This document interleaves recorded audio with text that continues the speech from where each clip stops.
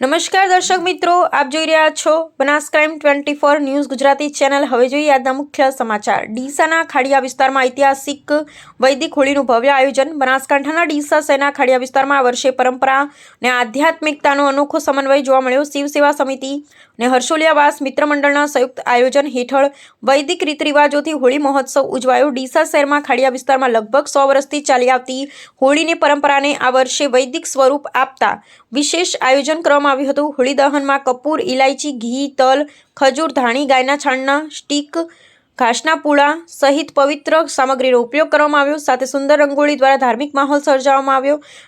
વૈદિક મંત્રોચ્ચાર સાથે હોળી પ્રગટાવવામાં આવતા વિસ્તારમાં ભક્તિમય વાતાવરણ છવાઈ ગયું હતું। મોટી સંખ્યામાં રહેવાસીઓ અને ભક્તજનોએ હાજરી આપી દર્શન કરી ધન્યતા અનુભવી। સમગ્ર કાર્યક્રમ શાંતિપૂર્ણ અને ધાર્મિક ભાવના સાથે સંપન્ન થયો।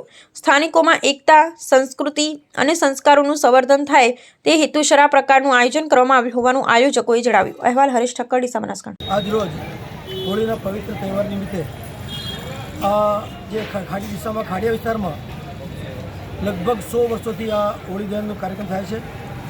આ વખતે આ વર્ષથી જ શિવ સેવા સમિતિ દ્વારા આ હોળીને વૈદિક હોળીનું રૂપ આપી અને એક નવી શરૂઆત કરી છે, જે આવતા દર વર્ષે પણ વૈદિક હોળી શિવ સેવા સમિતિ દ્વારા અને હર્ષોલિયાવાસ મિત્ર મંડળ દ્વારા અહીં આ હોળીનો પર્વ ઉજવવામાં આવશે અને હોળી દહનનો કાર્યક્રમ કરવામાં આવશે।